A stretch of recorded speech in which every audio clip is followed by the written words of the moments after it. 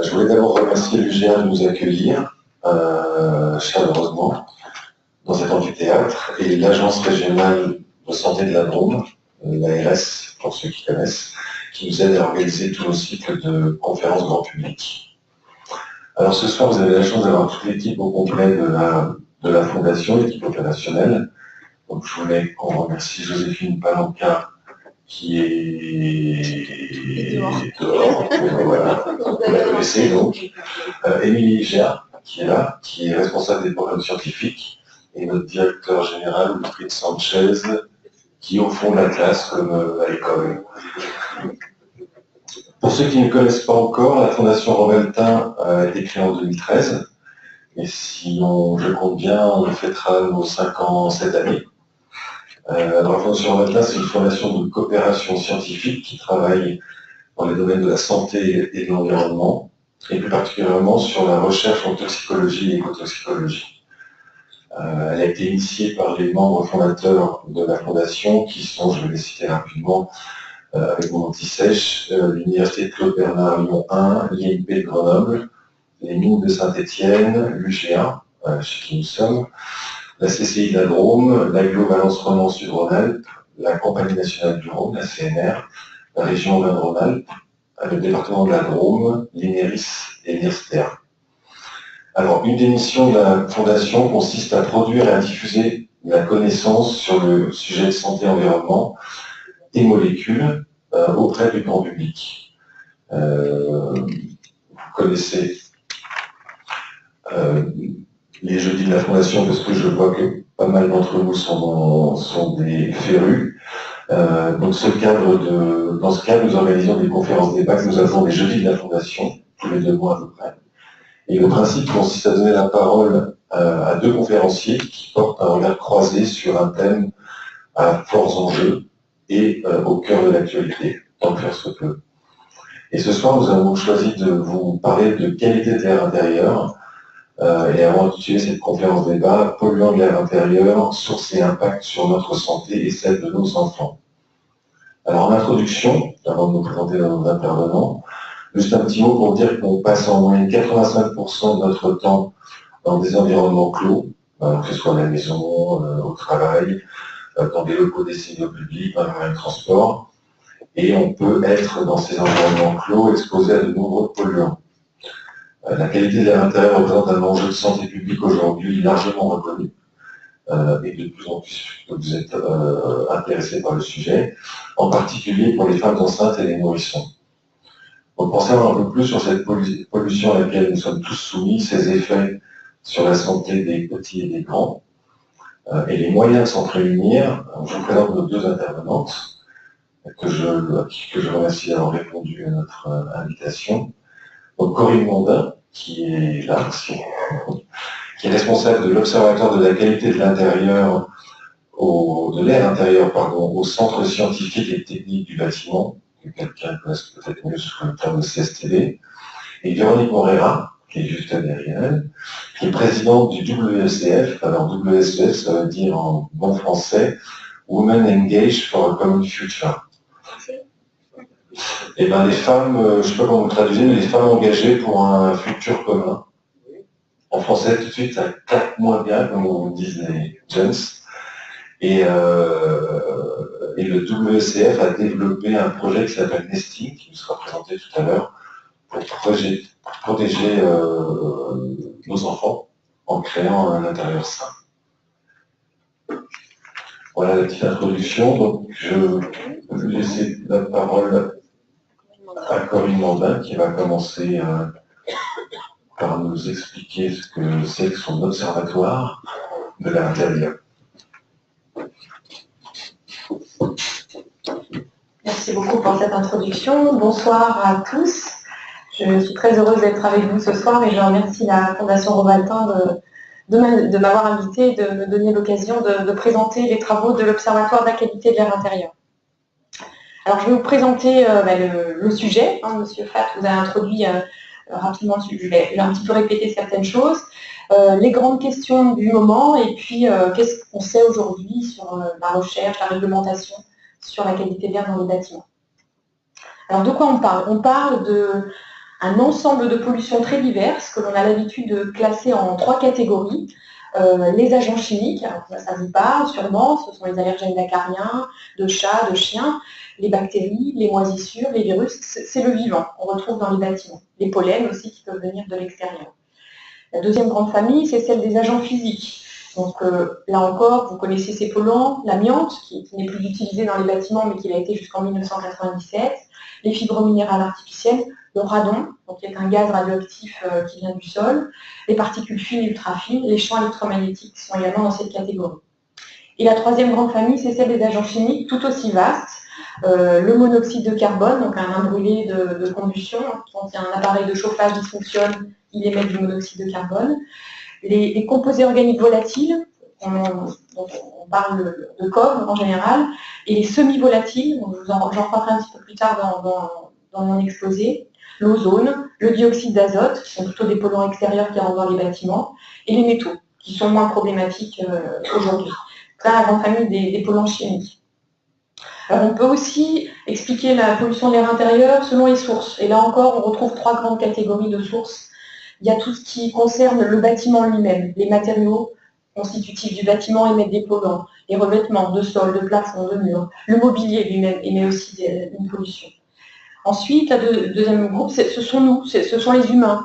Via nos activités, on émet des polluants dans les bâtiments, on bricole, on fait du nettoyage, on peut fumer, ça émet tout un vaste panel de polluants. Et puis l'environnement extérieur, évidemment, on parle de bâtiments étanches, c'est faux, hein, l'air qu'on respire dans les bâtiments, il vient du dehors. Donc si le dehors est pollué, on pollue également nos environnements intérieurs. Donc l'air et aussi le sol. J'ai évoqué le radon, mais il y a aussi des cas de sol pollué qui contaminent les bâtiments. Et puis pour complexifier la chose, il y a aussi de la réactivité chimique, c'est-à-dire que tous ces polluants émis dans le bâtiment, ils peuvent aussi réagir entre eux.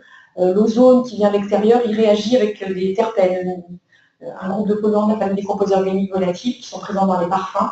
Ozone plus terpènes, ça donne du formaldéhyde et des particules ultra fines. Le formaldéhyde, c'est un puissant irritant des voies respiratoires. Donc vous voyez, c'est complexe. Et pourquoi on s'y intéresse? Parce que, comme on vous l'a rappelé en introduction, on passe quasiment tout notre temps dans des bâtiments, dans des environnements clos. Lors de la première campagne nationale de l'Observatoire de la qualité de l'air intérieur en 2003-2005, on avait demandé aux gens chez qui on allait de remplir un carnet où ils nous disaient où ils étaient toutes les 10 minutes pendant 7 jours. Et l'analyse de ces carnets a montré qu'on passe en moyenne 16h10 par jour dans son logement. Ça vous paraît beaucoup, mais on dort chez soi, donc déjà c'est du temps inactif, mais c'est du temps exposé aux polluants du logement. Et il se trouve que les personnes les plus fragiles, les femmes enceintes, les jeunes enfants, les personnes âgées, les personnes malades, ce sont celles qui passent encore plus de temps dans les bâtiments, plus de 20 heures par jour parfois pour ces populations. Et pour terminer, pour vous convaincre des enjeux du sujet, vous voyez sur ce graphique en fait les concentrations médianes mesurées à l'intérieur et à l'extérieur des logements dans la première campagne de l'Observatoire. Vous voyez clairement, même si ce n'est pas très net, que les concentrations mesurées en intérieur, donc là sur la partie gauche, sont systématiquement supérieures à celles mesurées en extérieur, et qu'il y a même des polluants qu'on ne retrouve pas à l'extérieur. Donc il y a vraiment une spécificité de l'air intérieur. Alors les enjeux sanitaires, mais ils sont tout aussi variés que les polluants qu'on retrouve dans les bâtiments. Ça peut être des effets bénins, de l'inconfort, des mauvaises odeurs, un air sec qui irrite les yeux, un air confiné, à des effets un peu plus sérieux, mais qu'on a un peu plus génériques. Donc irritation de la peau, des voies respiratoires, des yeux, du nez, qu'on englobe généralement sous le terme de syndrome des bâtiments malsains. Vous avez peut-être entendu parler de ce mot, c'est pour décrire tous les effets associés à la pollution de l'air intérieur sans qu'on puisse les attribuer spécifiquement à un polluant. Et puis il y a des effets beaucoup plus graves, l'asthme a beaucoup augmenté au cours des dernières années. Parmi toutes les causes de l'asthme, elles sont multifactorielles, il y a la contamination des environnements intérieurs, les infections respiratoires, des maladies cardiovasculaires, tous les composés organiques semi-volatiles, j'y reviendrai tout à l'heure, il y a les phtalates par exemple, qui ont des effets sur la reproduction humaine, et puis il y a le cancer du poumon lié au tabagisme, au radon. Le monoxyde de carbone entraîne la mort. Donc vous voyez, ça peut aller sur des pathologies très graves. Et puis il y a d'autres effets qu'on connaît moins. Il y a eu des travaux qui ont montré dans les écoles qu'une qualité d'air intérieur dégradée pouvait avoir un lien avec une baisse d'apprentissage des enfants. Ils apprennent moins bien, ils restent plus confinés, donc ça a aussi un effet sur leur santé. Et puis dans les espaces de bureau, il y a aussi des études qui montrent une baisse de la productivité, plus d'absentéisme quand la qualité de l'air intérieur est dégradée. Alors si on essaie de parler d'impact, les effets, c'est donc les effets qui peuvent apparaître sur la santé. Quand on parle d'impact sanitaire, c'est quand on quantifie ces effets. Donc quand on les quantifie à l'échelle de la France, on a fait l'exercice en 2014 et on a pu pour 6 polluants seulement, donc pour plein de polluants on manquait de données, mais pour 6 polluants, on a été capable de calculer pour la population française le nombre de décès qui interviennent chaque année en lien avec des expositions dans les bâtiments et le nombre de maladies qui apparaissent chaque année. Et donc pour 6 polluants seulement, donc le benzène, le trichloroéthylène, les particules, la fumée de tabac, le radon, le monoxyde de carbone, c'est 28 000 nouvelles maladies chaque année en France et 20 000 décès environ. Le monoxyde de carbone, j'en parlais tout à l'heure, c'est donc un gaz mortel qui cause encore chaque année en France une centaine de décès et plus de 1000 intoxications. Donc là, c'est documenté. Le radon, là aussi, il y a eu des travaux de Santé publique France qui ont quantifié entre 1200 et 2900 décès par an liés au radon, liés au cancer du poumon induit par le radon. Donc, on a essayé ensuite, dans cette même étude faite en 2014, de chiffrer économiquement. On s'est dit, si on chiffre, si on met un poids économique sur cette pollution, ça va peut-être faire bouger les pouvoirs publics, bouger les parties prenantes. Donc on a chiffré en fait toutes ces maladies, il faut les soigner. Les gens qui décèdent liés à ces maladies, il y a un coût pour la société française. Donc on a fait une analyse du coût social. Je ne rentrerai pas dans les détails, mais il y a 2 grandes catégories de coûts. Il y a les coûts de soins, du système de santé, bon, c'est parlant, on est malade pour qu'on se soigne, c'est un coût. Et puis il y a les coûts dits externes, c'est-à-dire que la qualité de l'air, ça ne fait pas l'objet d'un marché. On n'achète pas son air. Donc, mais les économistes sont capables de quantifier le coût de la vie humaine et le coût lié à la perte d'une personne et le coût lié à la perte de productivité quand on est malade. Et donc, ces 28 000 décès, ces 28 000 nouvelles maladies et ces 20 000 décès, c'est un coût pour la société française de 19 milliards d'euros par an. Donc, c'est important, faut retenir l'ordre de grandeur. Hein, le chiffre, il est assorti de plein d'incertitudes, mais c'est 1% du PIB. Donc, c'est important, il faut vraiment agir sur cette pollution dans les bâtiments. Alors, qu'est-ce qu'on sait aujourd'hui de cette qualité de l'air intérieur? Donc, la plupart des travaux aujourd'hui disponibles viennent de l'Observatoire de la qualité de l'air intérieur. Donc, cet observatoire, il a été créé en 2001. C'est un programme de recherche pérenne pour comprendre les expositions de la population dans les bâtiments. Un programme qui a été créé, qui est financé aujourd'hui par 3 ministères, le logement, l'environnement et la santé, et qui est aussi financé par 2 agences, l'ADEME et l'Agence nationale de sécurité sanitaire, l'ANSES. Et le Centre scientifique et technique du bâtiment est l'opérateur de cet observatoire. Donc nous sommes une quinzaine de personnes au CSTB pour coordonner les études. Je vais vous les présenter dans quelques instants. Et donc on s'appuie sur tout un réseau de partenaires dans toute la France pour aller enquêter dans les écoles, les logements, et pour faire les analyses des polluants. Alors sur les logements, très rapidement, donc notre première campagne, elle a eu lieu en 2003-2005. On est allé dans 600 logements en France, tirés au sort, 7 jours dans chaque logement, une centaine de polluants mesurés et de nombreuses questions posées aux gens. Donc plein de travaux. La première photographie de la qualité de l'air dans les logements en France. Parmi les déterminants, donc plein de facteurs qui influencent cette qualité de l'air intérieur. Donc j'en ai sélectionné quelques-uns. Le garage. Si vous êtes en maison et que vous avez un garage attenant à votre maison, le garage, c'est l'endroit où il y a la voiture, on gare, donc il y a les gaines d'échappement, et puis c'est aussi l'endroit où on stocke les produits de bricolage, les produits du jardin. Donc il y a plein de pollution et le garage n'est pas étanche avec la maison. Donc on a vu que les maisons qui avaient un garage attenant avaient plus de benzène, par exemple. Alors les habitudes jouent aussi. Si vous allez au pressing nettoyer vos vêtements, le solvant qui est utilisé pour le nettoyage à sec, c'est un solvant volatile qui va ensuite être émis par les vêtements que vous aurez fait nettoyer. Donc c'est le tétrachloroéthylène qu'on retrouve dans les logements des gens qui justement vont au pressing.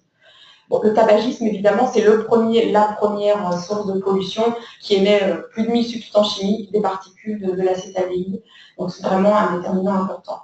Et enfin, le renouvellement d'air. Donc il faut agir sur les sources, mais il faut agir aussi sur l'aération de son logement. Alors, je vous mets cette petite visualisation graphique. Alors, C'est donc ce qu'on appelle des boîtes à moustaches, c'est-à-dire que ça représente les distributions des concentrations, ici pour le formaldéhyde, catégorisées selon les taux de renouvellement d'air du logement. Donc vous voyez sur là donc la première boîte à moustaches tout à gauche, donc c'est les logements qui sont peu aérés, qui ont un taux de renouvellement d'air très faible. Donc on voit que les concentrations moyennes sont donc la petite étoile, c'est la moyenne des concentrations dans ce groupe de logements. Et plus on va dans des groupes de logements où l'air est plus renouvelé, donc supérieur à 1 volumeur, c'est-à-dire qu'en 1 heure, vous avez renouvelé tout l'air de votre logement, et bien les concentrations diminuent. Donc ça montre vraiment l'importance de renouveler l'air. Alors, renouveler l'air, c'est s'assurer que son système de ventilation marche bien et ouvrir les fenêtres. Mais j'y reviendrai un petit peu plus tard.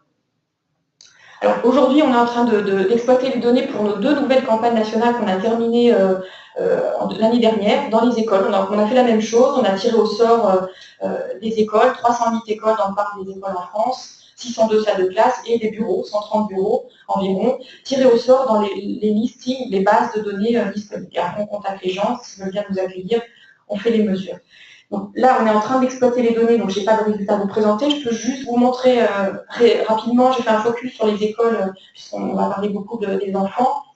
Donc dans les écoles, qu'est-ce qu'on fait? On y reste une semaine, alors pas 7 jours comme dans les logements, on n'a pas le week-end, puisque les enfants ne vont pas à l'école le week-end, donc on y est du lundi au vendredi. On instrumente 2 salles de classe. Alors vous voyez, on fait tout un panel de mesures très variées. On fait des mesures en continu. Alors, chaque 10 minutes, on mesure la température, l'humidité, le dioxyde de carbone, les particules, le bruit. En plus, on a élargi le champ, on ne s'intéresse pas qu'à l'air, mais aussi au bruit, à l'éclairage, aux ondes électromagnétiques. C'est vraiment l'environnement intérieur où les enfants apprennent. Il faut qu'ils apprennent bien, qu'ils soient dans un bon environnement. Donc on qualifie un peu plus largement. On fait des mesures ponctuelles, donc l'éclairement c'est ponctuel, les champs électromagnétiques c'est ponctuel, on fait des mesures dans toutes les pièces, on regarde la pièce où les valeurs sont les plus élevées. On fait des prélèvements dits passifs, c'est-à-dire que des prélèvements d'air sans pompe. L'air va circuler au travers d'un absorbant, c'est une sorte d'éponge, et selon la nature de cette éponge, vous allez capter différents types de polluants, les corps, les aldéhydes, le dioxyde d'azote. Donc on fait ces prélèvements passifs. On fait des prélèvements actifs, donc là on active des pompes pour prélever sur un support les composés organiques semi-volatiles. Alors, COSV, ça ne vous parle pas beaucoup, mais si je vous dis que c'est des pesticides, des phtalates, le bisphénol A, les retardateurs de flamme, ça doit un peu plus vous parler. Donc ça, on fait des prélèvements donc par pompage et différés avec une analyse en laboratoire ensuite, et les particules évidemment. Et puis on s'intéresse aux moisissures, donc on qualifie un indice de contamination fongique. Et puis je vous disais qu'on avait un champ très large, on fait des prélèvements au sol aussi, parce que les enfants marchent beaucoup au sol, surtout les petits, ils mettent la main à la bouche, et il y a beaucoup d'études qui ont montré que tous les polluants qui étaient dans les poussières au sol contaminent, exposent les enfants parce qu'ils mettent la main à la bouche. Donc, il se trouve que les composés semi-volatiles, ils sont dans l'air, mais ils sont aussi déposés sur les poussières au sol. Donc, les enfants peuvent ingérer, non intentionnellement, mais en mettant les mains à la bouche, des phtalates, du bisphénol A, des retardateurs de flamme. Donc on prélève des poussières au sol avec un aspirateur et avec des lingettes. On prélève les poussières des matelas, donc quand il y a des dortoirs pour analyser les allergènes de chats, de chiens et d'acariens. Et on prélève le plomb dans les peintures. Alors, ça peut vous paraître saugrenu, hein, c'est un vieux polluant, le plomb. Dans la phase pilote qu'on a faite dans des écoles à Clermont-Ferrand en 2010, on a vu que dans 10% des classes, il y avait encore du plomb dans les peintures au mur. Donc on a gardé ce paramètre. Et c'est à peu près confirmé à l'échelle nationale. Dans les écoles, en particulier en zone rurale, peu entretenue, il y a encore du plomb dans les peintures.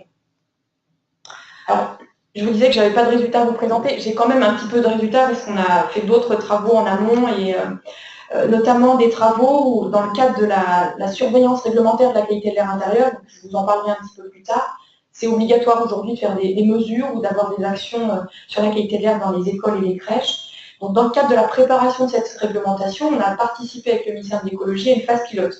Et dans cette phase pilote, on avait collecté toutes les références des produits d'entretien utilisés dans les écoles et les crèches pour avoir une première idée de tous les produits utilisés dans ces établissements. Et on a été très surpris de voir qu'il y avait un vaste panel de références commerciales puisqu'on a recensé 584 références de produits différents dans ces établissements, donc dans 310 établissements.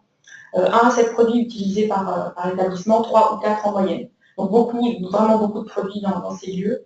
Par contre, très peu d'infos, donc on n'a pas réussi à récupérer les fiches de données sécurité pour tous ces produits, pour moins de la moitié. Donc vraiment une absence de transparence quant aux données de composition de ces produits. Et quand on analyse ces fiches de données de sécurité, on a recensé 152 substances chimiques, parmi lesquelles la moitié est classée irritante par l'Europe. Une était cancérogène et 2 sont classées perturbateurs endocriniens. Donc ça nous a un peu alerté sur les produits d'entretien dans les écoles et crèches. Il faudrait vraiment agir sur le sujet. Bon, parallèlement, on a documenté les pratiques de nettoyage et on a vu qu'elles étaient plutôt positives dans le sens où les gens qui font le ménage, ils ouvrent les fenêtres la plupart du temps et ils font ça le soir, donc pas en journée et moins le matin. Donc c'est plutôt positif. Ça réduit plutôt l'exposition des enfants. Et puis, parmi les résultats dont on dispose déjà, on a des données sur le renouvellement d'air dans les écoles. Très peu d'écoles en France sont équipées de systèmes mécaniques de ventilation. Dans une enquête par questionnaire qu'on avait faite en 2011, on avait pu voir que 15% des écoles seulement ont une VMC, 5% des écoles ont une VMC dans toutes les pièces. C'est moins le cas des crèches. Les crèches sont des bâtiments plus récents, mieux équipés de systèmes mécaniques. Donc en fait, dans les écoles, le renouvellement d'air repose beaucoup sur l'ouverture des fenêtres. Or, les enseignants ne pensent pas à ouvrir les fenêtres. Ils nous disent, dans 56%, qu'ils ouvrent occasionnellement. Alors, ils n'ouvrent pas souvent pour plein de bonnes raisons, en fait. On leur a demandé quels étaient les freins à l'aération. Plein de bonnes raisons. On fait rentrer du froid, donc on gaspille de l'énergie, les enfants peuvent être malades, il y a du bruit à l'extérieur, donc ça gêne la classe, les enfants peuvent partir, donc des questions de sécurité. On ne perçoit pas une dégradation de la qualité de l'air intérieur. Vous avez tous expérimenté de rester longtemps dans une pièce, sortir et revenir, et là, ça ne sent pas très bon. Donc c'est qu'on ne perçoit pas que l'air intérieur se dégrade, donc on n'ouvre pas les fenêtres. Et en conséquence, les écoles et crèches sont des espaces confinés. Donc qui dit confiné, dit qu'on y concentre de la pollution. Et vous voyez sur ce tableau, donc c'est toujours l'enquête pilote faite dans 310 écoles en France. On a créé un indice de confinement qui s'appelle l'indice IPON, qui est basé sur la mesure du CO2. Le CO2, c'est ce qu'on émet en respirant, c'est pas toxique, c'est un gaz à effet de serre surtout, c'est pas toxique, mais s'il y a du CO2 dans une pièce, c'est que l'air est mal renouvelé. Et si l'air est mal renouvelé, il y a aussi les coves, les particules, le formaldehyde. Donc cet indice de confinement, après, à partir des concentrations de CO2, on calcule sa note, ça va de 0 à 5, sachant que 4 et 5, c'est une très mauvaise note, c'est très confiné. Et vous voyez que dans cette étude, on voyait que 30% des écoles en classe élémentaire étaient très confinées. Un peu moins dans les crèches, puisque je vous le disais, c'est semble-t-il mieux aéré. Donc vraiment, c'est des bâtiments auxquels il faut s'intéresser parce qu'il y a des sources spécifiques et parallèlement à un mauvais renouvellement d'air. Je voulais vous dire quelques mots sur les bâtiments performants en énergie. Vous entendez beaucoup parler de ces nouveaux bâtiments. Aujourd'hui, il faut économiser l'énergie, c'est une nécessité absolue. Pour autant, si on étanchéifie l'enveloppe des bâtiments, on peut penser qu'on va du coup dégrader le renouvellement d'air et augmenter la pollution. Donc, dans le cadre de nos travaux, on a mis en place des protocoles qu'on met à disposition des équipes en région qui veulent faire des mesures dans des bâtiments. Et on collecte ces données. Chaque année, on exploite des données de mesure dans des bâtiments neufs ou récemment rénovés pour voir en temps réel, avec la construction de ces nouveaux bâtiments, s'il y a une dégradation de l'air intérieur. Donc, vous voyez sur ce graphique, vous avez les barres en rouge, c'est les concentrations médianes de composés organiques volatiles lors de la campagne logement qu'on a faite en 2003. Et les barres vertes, c'est les concentrations mesurées dans les bâtiments performants. Globalement, les barres vertes, elles sont toujours inférieures aux rouges. Donc on a globalement, finalement, une meilleure qualité d'air intérieur dans ces logements performants. En revanche, vous voyez, il y a 2 polluants qui émergent. Ce sont les terpènes, je vous en parlais tout à l'heure, qui sont impliqués dans la réactivité chimique. Les terpènes, c'est des parfums. Et on observe une recrudescence de l'utilisation des parfums dans les bâtiments, dans les produits d'entretien, dans les désodorisants d'ambiance. Et là, on ne les avait pas mesurés il y a 10 ans, c'est embêtant, on ne peut pas comparer, mais on voit clairement que c'est des polluants qui sont en concentration les plus élevées. Alors 2 points, donc je vous disais c'est plutôt meilleur, ça c'est bien, mais il y a quand même 2 points problématiques dans les bâtiments performants en énergie. Vous voyez ici donc, les pourcentages de logements où il y a des moisissures visibles et où il y a un indice de contamination positive. Donc les barres noires, c'est la campagne logement d'il y a 10 ans, et les barres vertes, c'est l'étude dans les bâtiments performants en énergie. Donc on voit que finalement, il y a très peu de moisissures visibles, mais en revanche, il y a près de 1 logement sur 2 qui a un indice de contamination fongique positif, c'est-à-dire des moisissures qui sont cachées derrière des meubles, qui sont cachées derrière les revêtements. Alors les hypothèses qu'on a, c'est que dans les bâtiments neufs, l'enveloppe est très étanche. Au moment où on met hors dehors d'air, il n'y a pas encore d'occupants qui aèrent, il n'y a pas de système mécanique de ventilation, il n'y a pas encore d'électricité. Donc on emprisonne l'humidité à ce moment-là, et elle reste et les moisissures se développent.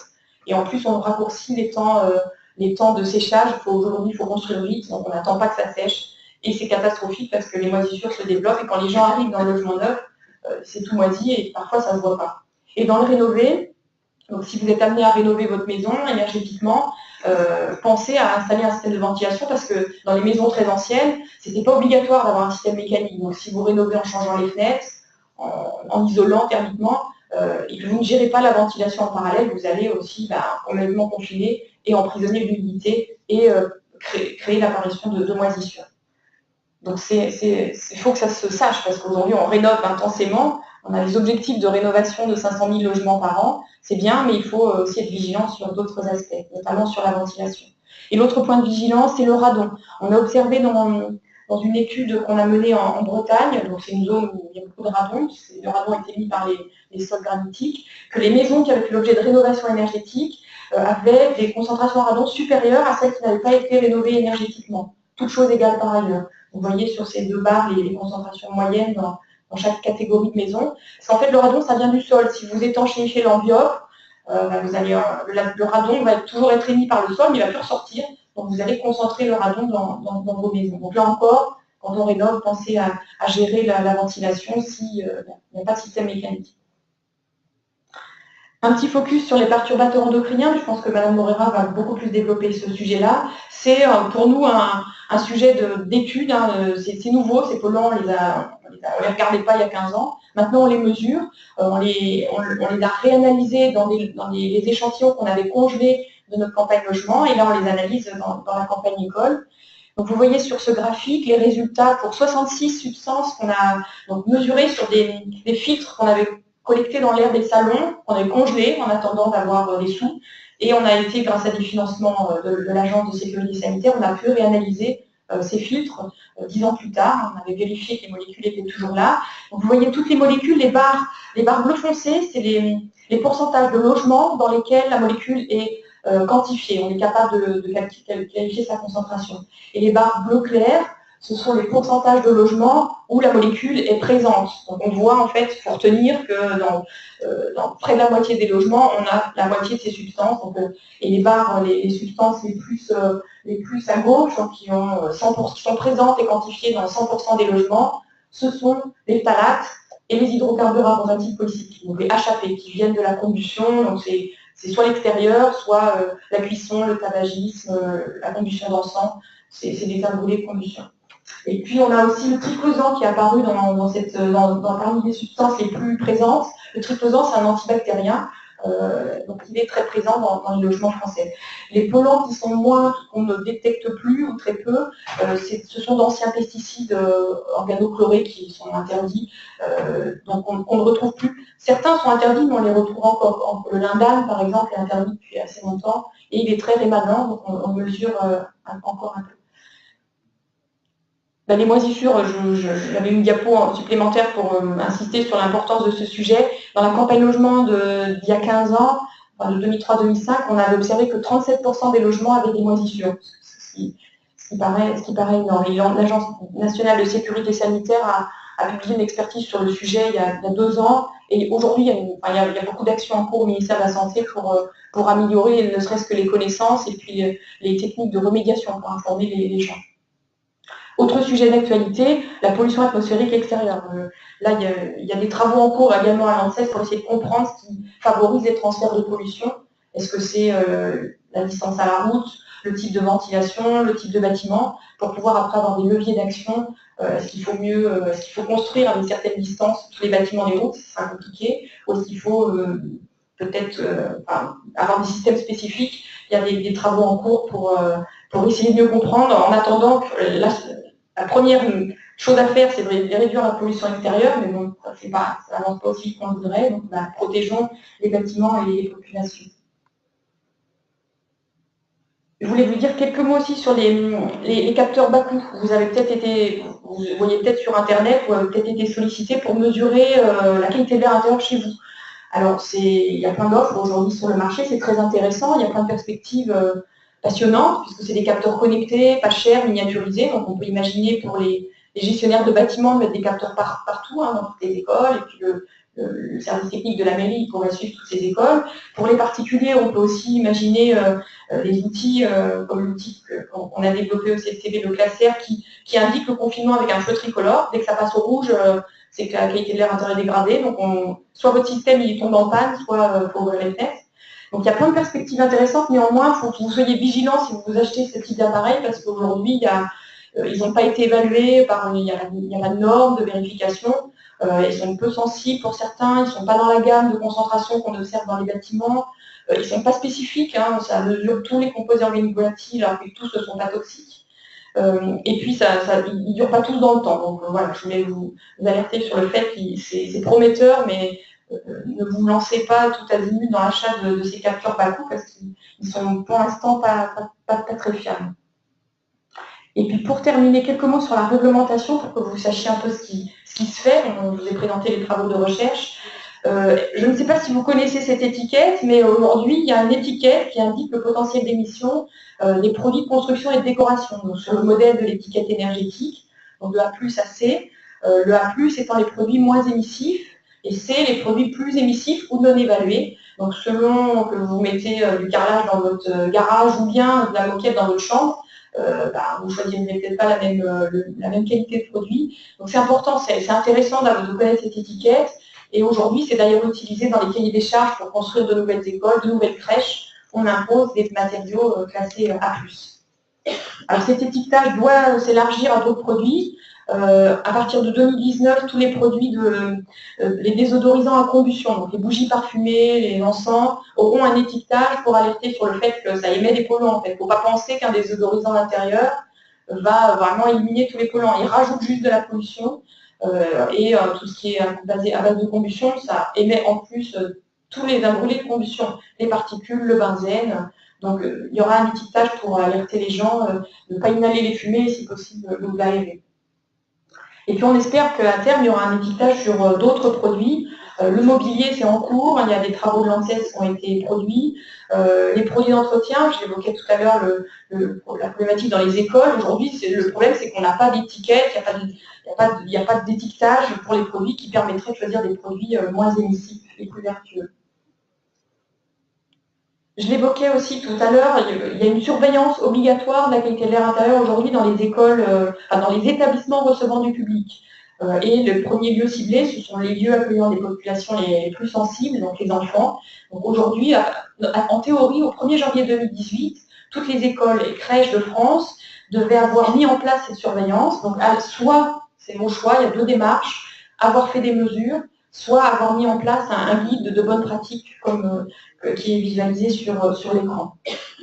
Donc, 1er janvier 2018, je vous disais, les lieux accueillant des enfants, l'école maternelle, les écoles élémentaires. En 2020, il y aura tous les autres lieux d'enseignement, les collèges et les lycées, les loisirs. Et d'ici 2023, d'autres lieux, donc les établissements de soins de longue durée, les établissements accueillant des personnes âgées dépendantes, accueillant des personnes handicapées, les prisons et les piscines devront aussi faire l'objet de cette surveillance. Elle n'est pas encore définie, hein, on ne sait pas encore quels seront les polluants qui seront intégrés aux mesures, ou est-ce que les mesures seront obligatoires ou pas. Alors, je vous ai peut-être fait peur en faisant tous ces listings de polluants et de sources de pollution, mais vous êtes acteur aussi de votre qualité d'air intérieur, en connaissant l'étiquetage, en choisissant des produits, si possible, moins émissifs, et puis surtout aérés, ventilés. Donc, si vous avez un logement équipé d'un système mécanique de ventilation, il faut s'assurer qu'il marche bien, que le moteur tourne bien, qu'il y a bien une extraction d'air. Donc, ne pas boucher l'entrée d'air. Les entrées d'air, en fait, se font dans les pièces de vie. Donc, dans les chambres, les salons, vous devez avoir des entrées d'air dans les fenêtres. Il ne faut pas les boucher, même si l'hiver, il y a froid qui rentre. Il faut, ce qu'on dit, détalonner les portes, laisser 2 cm sous chaque porte pour que l'air puisse circuler, être balayé et être aspiré dans les pièces de vie. Donc, les bouches d'extraction d'air sont dans la cuisine, dans les toilettes, dans les salles de bain. Donc, il ne faut pas non plus les boucher, même si ça fait du bruit ou il faut pas on a vu les emprisonner dans les placards de cuisine. Donc il faut vraiment que l'air puisse circuler, être pris dans les pièces où on vit et l'air, il emmène les collants, il est extrait dans les pièces de vie. Donc si vous avez un système mécanique de ventilation, donc ça c'est le simple flux que je vous ai décrit, on prend l'air dans les pièces de vie, on l'extrait dans les pièces d'eau. Il y a aujourd'hui des systèmes double flux, c'est-à-dire que l'air, vous allez l'amener, l'air va être pris en toiture et va être soufflé par des bouches de soufflage dans vos pièces de vie.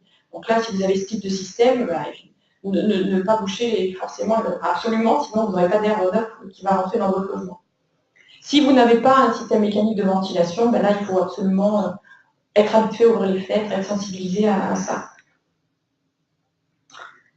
Pour votre info, mais ça nous concerne peut-être moins dans nos échanges ce soir, l'ADEME a mis en place une méthode qui s'appelle Manager pour aider à la construction des bâtiments dès la conception d'un bâtiment, pour garantir que tout se passe bien et qu'on livre un bâtiment de bonne qualité, avec un air intérieur de bonne qualité. Donc c'est une méthode qui est en cours de test dans une quinzaine de bâtiments en France, et il y aura des mesures faites à réception pour voir si toute cette démarche permet de garantir un bon air intérieur à réception des bâtiments neufs. Il faut savoir qu'aujourd'hui, dans les bâtiments neufs, il y a un bâtiment sur deux dans lequel la ventilation ne marche pas. Donc c'est dramatique. C'est un des déterminants de la qualité de l'air, et dans un bâtiment sur deux, elle n'a pas été installée, où il n'y a pas le moteur, où il n'y a pas le trou, où il n'y a pas les bouches.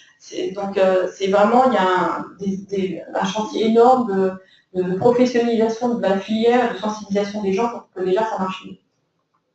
Et puis si vous avez accès à Internet, il y a le ministère de l'écologie qui a mis en place un petit quiz sur l'air intérieur, donc qui permet de sensibiliser de façon ludique. Donc je vous invite à aller tester ce quiz si vous le souhaitez. Voilà, j'ai terminé. Donc je vous remercie de votre attention et je remercie aussi les financeurs de nos travaux.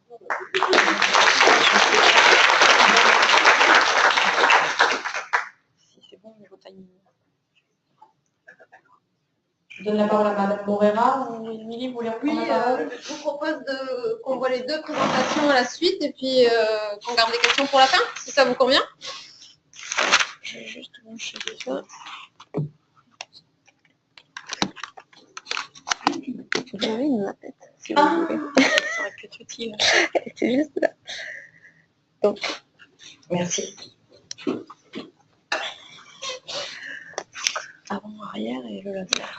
Je vais appuyer là, moi. Ok, rustique.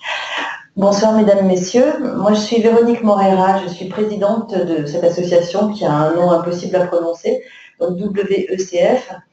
En réalité, cet acronyme qui sonne bien en anglais, il est lié au fait que WECF, c'est un réseau international d'organisations féministes et environnementales qui a été créé à l'issue du sommet de la Terre à Rio, sur l'idée qu'il fallait travailler sur le développement durable, sensibiliser les populations et passer par la participation de la société civile et notamment celle des femmes. Et donc ce réseau a été créé d'abord en Allemagne et en Hollande, et l'antenne française a été créée simplement en 2008. Cette année on fête nos 10 ans. Donc on a gardé évidemment le même acronyme. Alors avant de vous parler du projet Nestic, je voulais vous expliquer que nous avons une stratégie d'intervention qui repose sur 3 piliers. Le premier pilier, c'est la sensibilisation du grand public, l'information, parce que notre ambition, c'est la construction avec les femmes d'un monde plus durable, plus juste, plus solidaire. Quand on parle de avec les femmes, c'est pas seulement avec les femmes, mais c'est une entrée par les femmes pour prendre en compte les inégalités et que ça profite à l'ensemble de la population.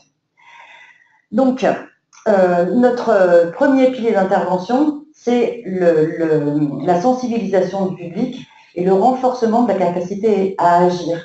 Donner des outils, pas seulement d'intervention, pas seulement d'information, mais des outils qui permettent au grand public de comprendre comment agir dans sa vie quotidienne, par ses votes, par ses engagements. Ça, c'est notre premier pilier. Notre second pilier, c'est la formation des professionnels, que ce soit les professionnels de santé, les professionnels autour de la périnatalité, les designers d'objets du quotidien, voilà, différents corps de métier, pour créer une culture sur les thématiques sur lesquelles nous travaillons, créer une culture commune vraiment professionnelle.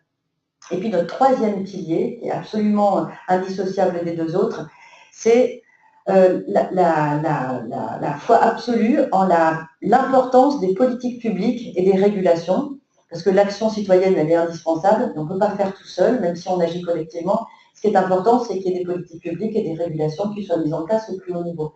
Donc on travaille sur ces 3 axes en même temps, des projets concrets, de la formation professionnelle et du plaidoyer. Nos axes de travail, c'est trois priorités.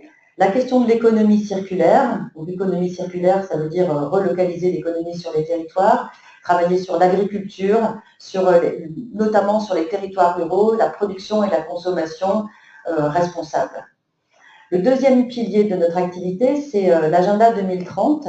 Cet agenda qui a été décidé par la communauté internationale pour construire un monde plus durable, en se donnant la perspective de 2030, et qui est peut-être mieux connu sous l'acronyme les ODD, les objectifs du développement durable.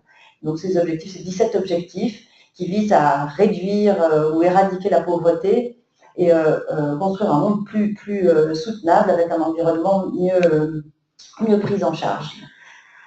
Ça comprend la santé, ça comprend la production et la consommation responsable, ça comprend l'égalité entre les femmes et les hommes. Il y a 17 objectifs qui recouvrent l'ensemble des activités humaines et pour lesquels on fait du plaidoyer aussi.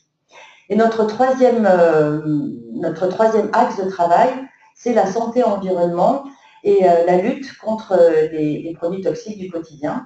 Et c'est dans ce cadre-là que je viens vous parler du projet Nesting que WECF a mis en place. Alors, le contexte et les enjeux à l'origine des projets Nesting et Ma Maison, Ma Santé, parce qu'en réalité, il y a deux projets, Nesting et Ma Maison, Ma Santé. C'est ce dont vous avez parlé, Madame Mondin, le fait que l'environnement chimique dans lequel on est baigné est complètement inédit, avec dans notre quotidien pratiquement 150 000 types de substances auxquelles on est confronté quotidiennement. Et parmi ces substances, seulement 3% qui bénéficient d'études satisfaisantes. C'est-à-dire qu'on est envahi dans notre quotidien, pas seulement par les problématiques des matériaux de construction, mais par des contenants qui sont potentiellement dangereux, par des contenants alimentaires qui sont potentiellement dangereux pour la santé, par des cosmétiques qui sont potentiellement dangereux pour la santé, par des types d'alimentation, des produits alimentaires qui sont potentiellement dangereux. Ça recouvre l'ensemble de notre quotidien. Du matin au soir, on est confronté à des produits chimiques qui sont potentiellement toxiques. Et cette toxicité, vous avez parlé des enjeux épidémiologiques qui sont extrêmement préoccupants. Nous, on s'est beaucoup intéressé évidemment à ces maladies chroniques qui se développent, dont vous avez parlé, à l'asthme, ces maladies comme le cancer, mais aussi aux troubles du développement et aux troubles du comportement qu'on rencontre chez les jeunes enfants. C'est des maladies qui se développent et dont la corrélation avec les polluants du quotidien, avec la pollution chimique, est de plus en plus portée, documentée par les recherches scientifiques. Face à ces enjeux épidémiologiques, il y a une forme d'impuissance de la société civile en général, parce qu'il y a une ambiguïté sur les priorités des décideurs nationaux, des décideurs européens et des décideurs internationaux. Parce qu'en réalité, trois priorités sont affichées qui ne sont pas forcément toutes convergentes. La question de la protection de la santé est bien considérée universellement comme une priorité, ça fait partie des objectifs de développement durable. La question de la protection de l'environnement également. Et puis, parallèlement, il y a aussi la question de la protection des intérêts économiques et de la compétitivité. Et ça peut être complètement antagoniste, parce que je ne sais pas si vous vous souvenez des débats qui ont eu lieu en 2015 autour de la directive REACH, où on disait que cette directive qui tend à protéger l'environnement, à protéger les consommateurs, elle avait un impact sur la production de l'industrie chimique.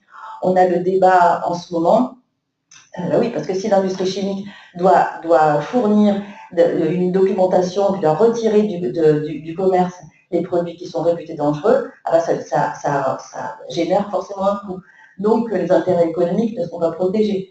On a ce débat en ce moment sur le glyphosate, dont vous avez entendu parler, où on voit bien qu'on a d'une part une reconnaissance de plus en plus certaine que ce type de substance est extrêmement dangereux pour la santé, et d'autre part, des fédérations d'agriculteurs qui disent qu'ils ne peuvent pas travailler sans ces produits. Donc on a là une contradiction très forte entre la protection de la santé, la protection de l'environnement et puis les intérêts économiques. Donc ça génère un sentiment d'impuissance. On se dit qu'au plus haut niveau, en fait, les décisions ne sont pas prises, pas tranchées, pour nous permettre de nous sentir complètement réconfortés.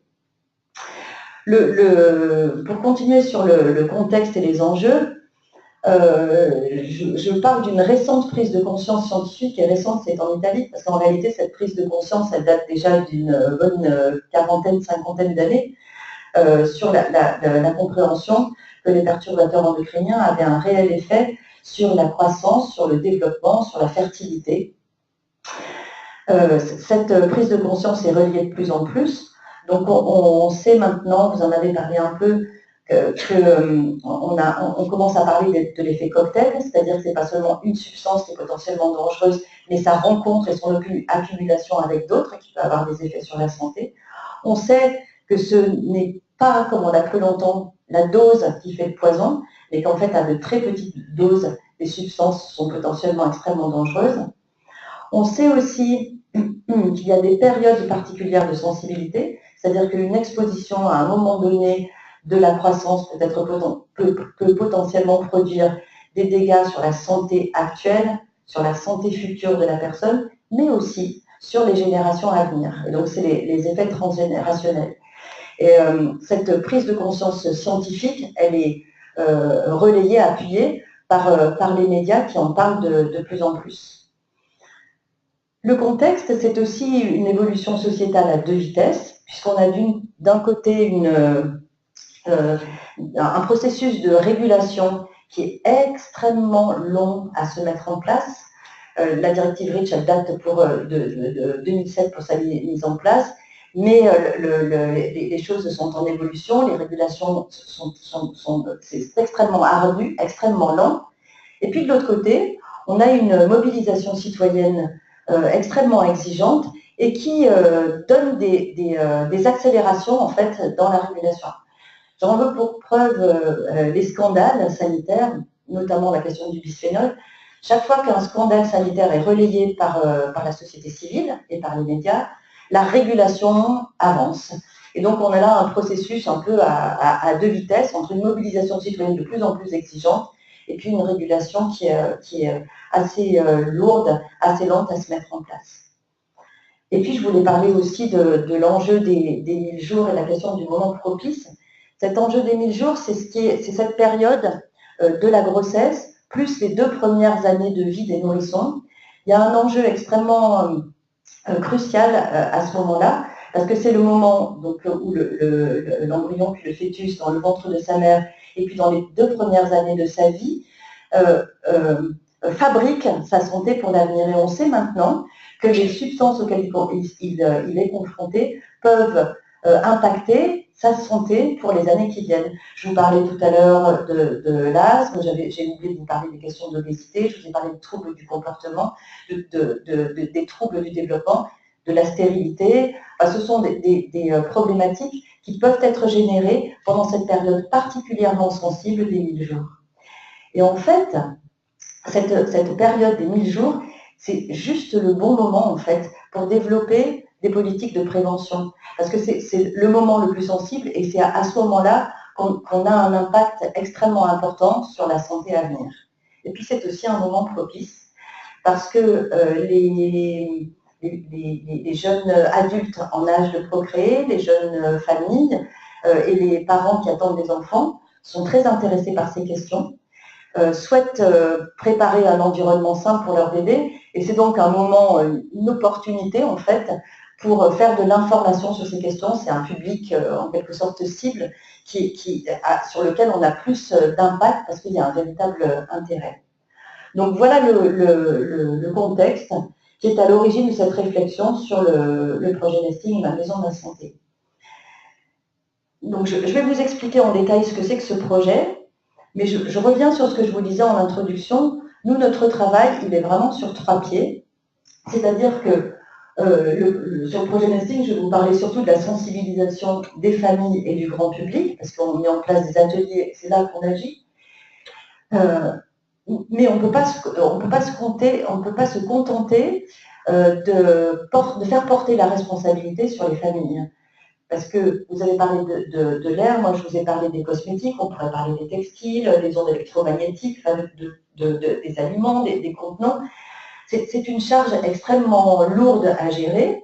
Nous, ce qu'on essaie de faire, c'est de montrer qu'il est possible d'agir, mais de toute façon, ce qui est certain, c'est qu'on ne peut pas agir tout seul et qu'on a besoin de régulation au plus haut niveau. Et donc c'est pour ça que notre travail de plaidoyer est essentiel. Il faut dire aussi que la réglementation dont vous avez parlé, elle est aidante, parce que quand on a un étiquetage lisible, quand on a une bonne information, ça aide à adopter des comportements qui soient plus protecteurs. Donc en fait, la mobilisation citoyenne entraîne un besoin de réglementation, et la réglementation, elle appuie aussi la mobilisation citoyenne. Donc c'est très important d'avoir ces deux pieds, et évidemment de professionnaliser aussi sur ces questions les professionnels de santé qui ont, de par leur cursus, une approche de la santé qui n'a pas intégré pendant des années ces questions de prévention donc et de santé environnementale dans leur cursus. Donc il y a un travail à faire qui est essentiel. Alors le projet Nesting en France, il s'appuie sur un comité d'experts. À WCF, nous avons un certain nombre de spécialistes, des endocrinologues, des écotoxicologues, cancérologues, pédiatres, qui nous appuient pour la rédaction de ces fiches. Je vous en ai apporté quelques-unes, mais elles sont aussi téléchargeables sur le site. Donc, ils nous appuient pour la rédaction de nos documents, pour qu'il y ait vraiment une rigueur scientifique dans la production de nos documents. Ils nous appuient pour la relecture et puis le renouvellement de ces documents, parce que ça doit être renouvelé régulièrement, relu et corrigé. Donc, un comité d'experts qui assure la qualité de la production. Et puis, je saute en bas sur ce qui est écrit en gras, des ateliers de sensibilisation, puisque notre job ici, dans cette affaire, c'est de sensibiliser le plus largement possible l'ensemble de la population en entrant par cette période propice où les personnes sont très intéressées, donc en entrant par les jeunes couples, les jeunes familles qui attendent des enfants, et ça ne leur est pas réservé. En fait, si à ce moment propice, ils sont intéressés par ces questions, on peut espérer que pendant le reste de leur vie, ils auront aussi cette préoccupation de préserver leur santé et le lien entre la santé et l'environnement. Et donc, ces ateliers de sensibilisation, on les développe partout sur le territoire français. On en fait 365, on en fait 365 en 2017, donc un par jour, dans de très nombreuses régions françaises. Mais on est une toute petite équipe installée à Annemasse avec 5 salariés, et donc c'est certain qu'on ne peut pas se démultiplier. Donc notre idée, nous, c'est d'aller former des professionnels un peu partout sur les territoires qui, eux et elles, diffusent ces ateliers. Et donc, je reviens un peu au-dessus. On a tout un travail de formation d'animateurs et d'animatrices qui diffusent ensuite la connaissance et qui pérennisent le travail et qui l'ancrent dans les territoires. Le projet Nesting s'accompagne aussi de formations pour les professionnels, donc c'est les puéricultrices, les sages-femmes, les gynécologues obstétriciens, enfin, tous les professionnels qui sont autour de la petite enfance, pour bien faire comprendre le lien entre santé et environnement et montrer qu'il y a des moyens d'agir. En fait, s'adresser à des professionnels de santé, c'est inclure cette thématique dans leur cursus et puis leur permettre de diffuser en fait cette information aux personnes qu'ils rencontrent. Le projet Nesting s'accompagne d'un portail internet, je vais vous en parler dans un instant, de publications que je vous ai apportées, et puis d'actions de sensibilisation. Donc on essaie de diversifier nos approches, donc on fait des colloques ou des temps de discussion autour des perturbateurs endocriniens pour mieux documenter. On fait des colloques, des conférences sur le jouet. On a fait aussi des pétitions sur le jouet pour limiter les dangers des jouets pour les jeunes enfants. Et on vient de mettre en place, en fin d'année dernière, enfin toute l'année dernière d'ailleurs, un concours pour permettre à des jeunes étudiants dans les écoles de design de fabriquer des jouets éco-conçus, des jouets qui soient sans danger pour la santé des enfants. Pour ce projet, on a appuyé les jeunes designers, on a accompagné les jeunes designers par des membres de notre comité d'experts qui ont donné des outils pour leur permettre d'avancer dans la réflexion. Et en fait, ce projet jouet, il est particulièrement intéressant parce qu'en fait, l'intérêt, c'est certainement de mettre sur le marché des jouets qui soient éco-conçus. Ça, ce n'est pas notre travail. Ce qui est intéressant pour nous, c'est de former des professionnels, donc des designers qui sont en charge dans les années à venir de la fabrication, de la conception des objets de notre quotidien et d'intégrer à un moment de leur cursus, quand ils sont encore en formation, cette question de la santé environnementale, cette capacité qu'ils ont à produire des objets qui soient véritablement sains. Et d'ailleurs, c'est très intéressant parce que les jeunes designers disent que ça fait beaucoup de contraintes pour la construction de ces objets, et qu'en fait, ce qui est intéressant, c'est que quand on a des contraintes, eh ben, on travaille pour les dépasser. Donc, voilà, c'est vraiment la capacité d'agir qui est mise en œuvre là. Alors, voilà le site, le portail Internet. Donc, le site s'appelle projetnesting.fr, vous pouvez le retrouver facilement. Et vous voyez, c'est un site qui produit des informations pour créer donc de la ressource, comment créer un intérieur sain. Parce que je vous ai parlé tout à l'heure du sentiment d'impuissance, mais en fait, nous, ce qu'on veut réussir à faire, c'est de dépasser ce sentiment d'impuissance pour vraiment donner les moyens d'agir, permettre de dire, bah voilà, moi, chez moi, il y a peut-être 140 000 substances toxiques, je suis capable de réduire, en aérant certainement, mais pas seulement en aérant, en faisant des choix de consommation, en consommant moins certainement, mais en faisant des choix de consommation éclairés. Donc voilà, des éclairages pour créer un intérieur sain, des informations, un calendrier qui indique, un calendrier et une carte géographique qui indique quand ont lieu les ateliers nesting et où vous pouvez les trouver. Des indications pour savoir comment suivre les formations. Et puis après, des choses plus classiques, découvrir l'équipe, savoir quels sont nos partenaires, savoir comment sont financés les ateliers. Nous, on est financé par le ministère de la Transition écologique et solidaire. On est financé aussi par les ARS, les agences régionales de santé, qui nous permettent de diffuser. On est financé aussi parfois, pas toujours, par les collectivités. Ça, c'est très intéressant quand on est appuyé par les mairies, les conseils départementaux ou régionaux. Ça fait monter cette thématique dans les services et dans les établissements publics. Voilà. Donc ça, c'est le site que vous pouvez trouver sur Internet. On a aussi un forum qui est particulièrement dédié aux animateurs et aux animatrices. Parce que je vous disais tout à l'heure qu'on forme donc un réseau d'animateurs. Et puis ces animateurs et ces animatrices ne sont pas formés simplement une fois sur les 6 premiers jours de la formation, mais parce que ça ne suffit pas en fait, une semaine de formation pour être performant sur les messages à passer, sur la sécurisation aussi, la confiance qu'on peut donner au public avec qui on est confronté. Il faut pouvoir revenir régulièrement, pouvoir réfléchir à nouveau sur ces pratiques. Donc le forum, c'est des questions, des réponses, des échanges. On a une salariée qui est en charge de l'animation de toute l'équipe de nos animatrices. Vous ai-je déjà dit qu'il y avait une centaine d'animatrices sur le territoire et d'animateurs. Donc voilà, il faut quelqu'un pour coordonner cette équipe.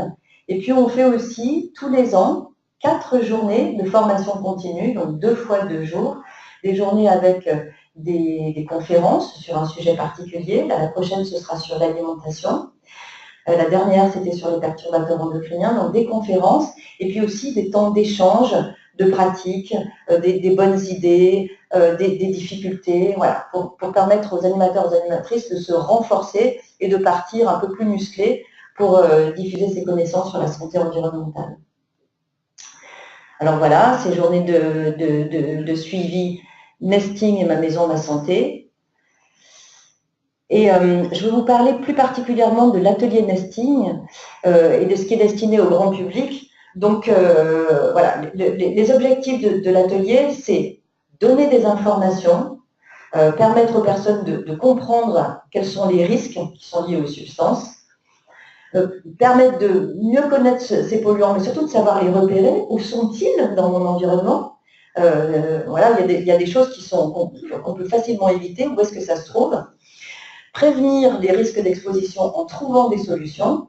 Et c'est là que le pratique est extrêmement important, c'est-à-dire qu'on n'est pas dans la théorie et dans la conférence magistrale, mais on est bien dans l'échange de pratiques et parfois dans la fabrication la fabrication de produits pour permettre aux personnes de manipuler en fait ces objets du quotidien.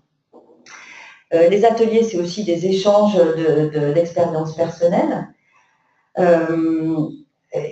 Parce que notre objectif, c'est vraiment de travailler sur les processus le processus de changement.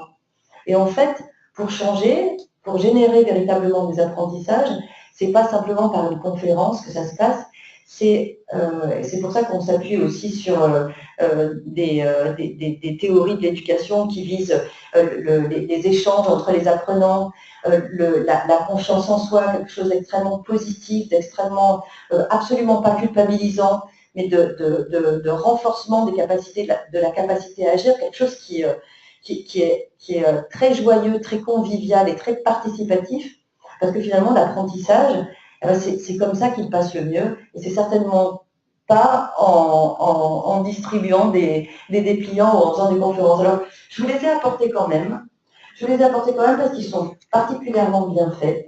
C'est extrêmement didactique. Il y a des tableaux pour connaître les substances dangereuses, pour savoir lire une étiquette. Il y a des conseils pour mieux savoir gérer son quotidien. Mais bon, c'est très important d'avoir ces appuis, c'est très important d'avoir des repères. Mais en fait, la meilleure solution pour entrer dans ce processus de changement, c'est de participer à des ateliers, d'échanger avec d'autres. C'est un environnement, je vous le disais, qui est très convivial et qui s'appuie sur ce lien d'une équipe qui se retrouve ensemble pendant 2 heures, par exemple, et donc qui crée quelque chose une émulsion, et en même temps des personnes qui ne sont pas des proches et à qui on peut parler sans être culpabilisé de ses pratiques quotidiennes, de ses doutes et parfois des erreurs que l'on peut faire. Alors voilà, un atelier nesting, j'aime beaucoup cette photo parce que je trouve qu'elle illustre tout à fait l'atmosphère qu'on trouve dans ces lieux. Une atmosphère joyeuse, conviviale, pour un contexte qui, on l'a dit tout à l'heure, qui est quand même extrêmement lourd et préoccupant. En fait, les personnes repartent en se disant, bah, finalement, moi, je peux faire quelque chose aussi dans mon quotidien. Alors, je ne voulais pas terminer sans vous parler aussi du projet Ma Maison, Ma Santé, qui est un petit peu différent. Même si les thématiques sont les mêmes, en fait, il est parti d'un projet, d'un appel à projet de l'ancien conseil régional, quand il s'appelait encore le conseil régional Rhône-Alpes. C'était un appel à projet sur l'éco-responsabilité qui souhaitait diffuser cette culture de la santé environnementale auprès des publics qui sont peut-être moins facile à capter que les publics dont je vous parlais tout à l'heure, ceux qui ont un intérêt particulier parce qu'ils veulent préparer un environnement sain pour leur bébé. Donc les publics qu'on appelle plus fragiles ou plus défavorisés, ceux à qui on ne pense pas ceux qu'on pense plutôt à tort, bien souvent, moins intéressés par ces questions de santé environnement. Et d'ailleurs, je voudrais faire une petite parenthèse sur ce que vous disiez sur les heures de ménage, dans les crèches et dans les écoles. C'est vrai que le fait que le ménage soit fait à des heures où les enfants ne sont pas présents, c'est important. Ce serait important que le ménage soit fait sans les produits toxiques. Mais le ménage, il est quand même fait par quelqu'un. Et il est fait en grande majorité par les femmes. Il y a une étude qui vient de sortir qui montre que les produits chimiques de notre quotidien ont un impact beaucoup plus important sur les femmes, un impact sur les fonctions pulmonaires. Pourquoi? Parce qu'elles sont beaucoup plus que les hommes affectées aux tâches ménagères dans les foyers, chez soi, mais aussi parce que majoritairement, ce sont les femmes qui font le nettoyage et l'entretien des locaux collectifs. Et donc, là, cette étude, elle explique très clairement que l'usage de la javel, notamment, et de tous les produits qu'elles utilisent dans ce cadre, a des conséquences extrêmement fortes sur leur fonction respiratoire. Donc voilà, un public fragile qui est extrêmement concerné par cette question de pollution de l'air et qui est peut-être moins le public cible des questions de santé environnementale habituellement. Donc voilà, l'idée c'est de partager les savoirs, donc les connaissances, et puis les comportements pour une meilleure santé. Donc les différences avec nesting, il n'y en a pas beaucoup, parce que le socle de connaissances, c'est exactement la même chose. Les thématiques, c'est à peu près les mêmes. Il y a plusieurs types d'ateliers. Il y en a un sur les cosmétiques, il y en a un sur les produits d'entretien, les produits ménagers. Il y en a un sur les contenants alimentaires et l'alimentation. Il y en a un sur les jouets. Et il y en a un sur la décoration. La décoration intérieure, les peintures, etc. Les cols, le mobilier. Donc c'est à peu près les mêmes thématiques. Les fiches sont adaptées, donc ce n'est pas exactement le même type de fiches, elles sont adaptées puisque, je vous disais, le public est probablement moins sensibilisé dans un premier temps. Il arrive avec pas mal de choses à découvrir, donc c'est adapté. Voilà, c'est des fiches avec on préfère, on évite, et puis un certain nombre de conseils derrière sont cartonnés. Il y a un petit trou pour les accrocher, pour qu'elles soient à disposition. Et puis, ce sont des ateliers ludiques, hein, du même type de nesting. Et en fait, dans ces ateliers, il y a toujours une recette. On fabrique quelque chose. Donc, on fabrique un cosmétique, un produit ménager, et on repart avec sa production. Ce qui fait que ça renforce aussi la capacité à agir des participants à ces ateliers. Je voulais terminer en vous disant que on n'est pas seul dans ce travail. Et donc le focus sur les femmes enceintes, il s'appuie aussi sur la Fédération internationale des gynécologues obstétriciens qui en 2015 à Vancouver a lancé un appel pour parler de ces fameux 1000 jours et pour expliquer que les fœtus dans le ventre de leur mère étaient déjà contaminés par les produits chimiques du quotidien et qu'il était impératif à cette époque aussi cruciale de la vie qu'il était impératif d'engager immédiatement des politiques, des dispositifs de prévention et de santé environnement. Donc cet appel, nous on le relaie, on a organisé un colloque à la suite pour en parler, donc il y a des participants professionnels. Notre idée, ça a été de mettre en face et autour de la table des organisations environnementales, des professionnels de santé et des représentants de politiques publiques, des décideurs en fait, pour entendre les plaidoyers des organisations et voir quelles politiques publiques étaient déjà mises en place et quelle ambition on pouvait avoir pour les politiques publiques. Je vous ai dit tout à l'heure que sur les maternités, on intervient sur de nombreuses régions en France, en particulier en Auvergne-Rhône-Alpes, en Aquitaine, un territoire extrêmement sensible à la question en particulier des pesticides, pour des raisons qu'on comprend bien, en Occitanie. Donc plus de 160 professionnels de santé ont été formés. Cette année, l'année qui vient de se terminer en 2017, on a aussi commencé à former des sages-femmes libérales. Donc on diffuse, on étend ces formations. Les ateliers nesting, ma maison, ma santé, je vous ai dit tout à l'heure qu'on en avait fait un par jour l'année dernière, donc 365, avec 13 000 participants depuis 2010. Et alors, je voulais vous parler des résultats et de l'impact de l'atelier nesting sur les habitudes. Voilà, les processus de changement, c'est pas miraculeux, ça se fait pas en une fois. Il y a des habitudes, des changements qui font très rapidement consensus. Sur la question du tabac ou de l'alcool, c'est assez vite compris. Il y a des nouvelles habitudes qui montent en puissance. La question des contenants alimentaires, par exemple, de la question des produits ménagers aussi. Donc certaines habitudes qui progressent.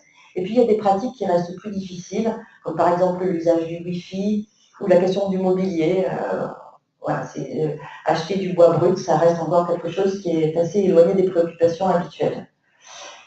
Nos résultats aussi, c'est que ces sujets sont de plus en plus fortement médiatisés. Il n'y a pas une semaine sans qu'un article, une intervention parle de ces sujets, des pollutions chimiques. La population est de plus en plus sensibilisée et c'est extrêmement important parce que, comme je vous le disais tout à l'heure, la sensibilité de la population et la mobilisation de la société civile, ça produit des régulations, même si c'est lent, ça produit des effets.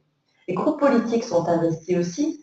J'en veux pour preuve la campagne des présidentielles où les perturbateurs endocriniens tout à coup ont pris une tribune très importante, alors qu'avant on en parlait relativement peu. Une réglementation qui progresse petit à petit, même si elle progresse lentement, il y a quand même des choses qui se mettent en place.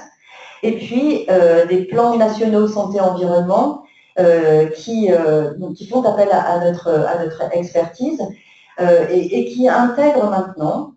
Bon, ça reste encore à être mis en place, ça va prendre encore un peu de temps, et qui intègre maintenant une volonté d'intégrer dans la formation initiale des professionnels de santé, cette question de la santé-environnement. Et là, on a un enjeu essentiel parce que si on n'est plus seulement sur le soin, mais qu'on est vraiment sur la réflexion sur ces enjeux-là auprès des professionnels qui sont en lien avec la petite enfance, ben, on aura fait un très grand pas.